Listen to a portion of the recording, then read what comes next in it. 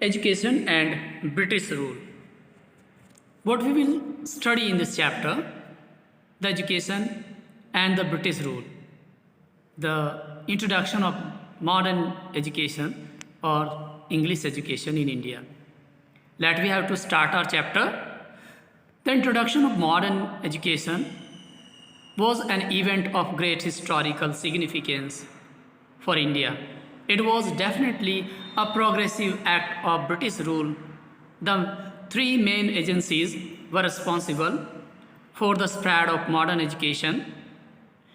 The first was the foreign Christian missionaries, second was the British government, and third was the progressive Indians. Now we will see the introduction of English education. The Christian missionaries, both the Portuguese and the British, were the first to open a school. The medium of instructions was English. The main motive of these missionaries, however, was to spread the Christianity among the Indians, but among the companies of their years. There were many learned men who took the genuine interest in the spread of education in India. In this series, the first name is coming, Warren Hastings. He was the Governor General of India at that time, well versed in Sanskrit, and he set up the Sanskrit school at Calcutta. Now it is known as Kolkata, and also in Chennai, means in Madras, in 1781. Also a learned person, Jonathan Duncan, founded the Sanskrit College at Banaras in 1791. It is now a university. You can see the picture of Warren Hastings here. He was the Governor General at the time. Now we will discuss about William Jones. William Jones was a bright scholar of Sanskrit who translated Abhigyan Sakuntalam, the great work of Kalidas, in English and prepared a digest of Indian law. He also helped in setting up the Asiatic Society in India at Calcutta in 1784. Now, the Charter Act of 1813. It is a very good work, good act in the spreading of modern education in India. This act was the first step taken by the British rulers for the purpose of educational development in India. Under this act, 1 lakh rupees were sanctioned to promote the education in India. However, this was failed. The Charter Act, after the Charter Act, at this point, Raja Ram Mohan Roy, the great scholar, supported the introduction of Western education through the medium of English. He helped David Hare, a Scottish scholar, to set up Hindu College at Calcutta in 1870. Now we will discuss the Wood Dispatch. This was a written document for the purpose of promoting the education in India. This was introduced by Charles Wood in 1854. It was the first comprehensive plan for the spread of education in India.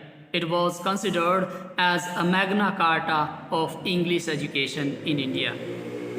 Wood Dispatch's main provisions what were?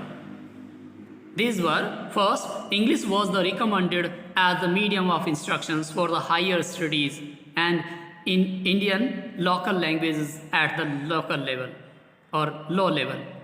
Emphasis was given on the female and vocational education, on the teachers' training also. Education imparted in government institutions was to be secular. It is very necessary to be secular education. The beginning of social reforms in 19th century. The spreading of modern education in India comprised the enlightened the Indians persons like Raja Ram Mohan Roy, Kesav Chandra Sen, Rabindranath Tagore, Ishwar Chandra Vidyasagar, Rana De, Dayanand Saraswati, Ram Krishna, Vivekanand, etc. Works establishment of modern education. The modern Indian social reformer. First name comes Raja Ram Mohan Roy. You can see the picture of him. He born in Orthodox family in Bengal 1774. Raja Ram Mohan Roy was the great scholar of Sanskrit, Bengali, Persian, Arabic, English. Besides, he also knew French, German, Latin and the Hebrew scholar.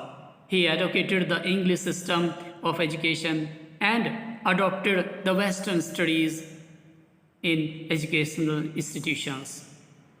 Henry Vivian Deroggio had a tremendous impact on the minds of youth of Bengal. An Anglo-Indian by birth, Henry became the lecturer at the Hindu college at the young age of 17. A brilliant teacher and a man with a remarkable personality. Now we will see who was Ishwar Chandra Vidyasagar.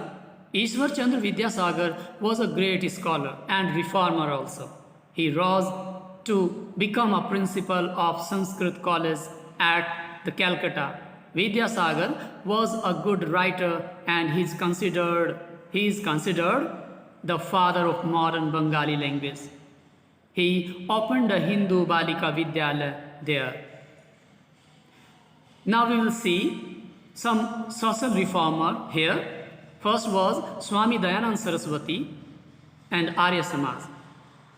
Swami Dayanand Saraswati set up Arya Samaj. It is a foundational work by him, Dayanand Saraswati. Next, Swami Vivekanand. He set up a mission which is known as Ram Krishna Mission in the memory of his Guru Ram Krishna Paramhansa. Next is Sir Syed Ahmad Khan. He set up a Mohammedan Anglo-Oriental College at Aligarh. It is now Aligarh University is known. Next is Dadabhai Nauroji. He started a journal paper, Rashtra Goftar. Next is Kandukuri Viresh Lingam.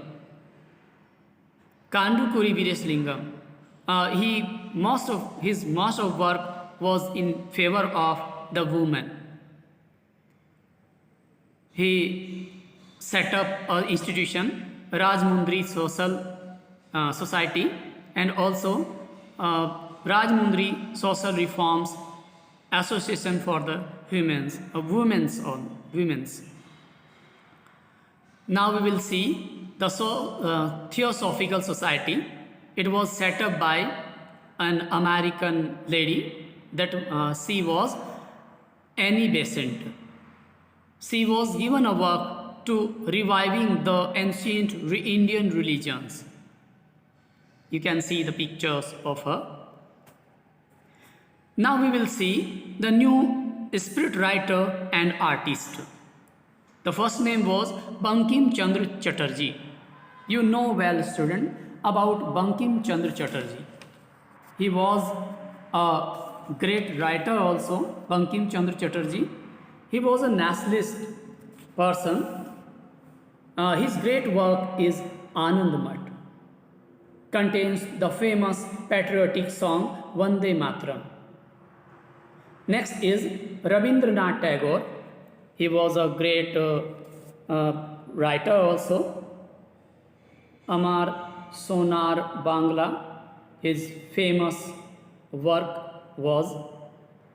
He also write Jan Gan Man, a national anthem. Clear? Next is William Jones. You know well about William Jones. He write a great volume of Indian history. Also Nandalal Bose, Amrita Shergill and Dr. A.K. Kumaraswamy. These were also the spirit or researcher or artist of India.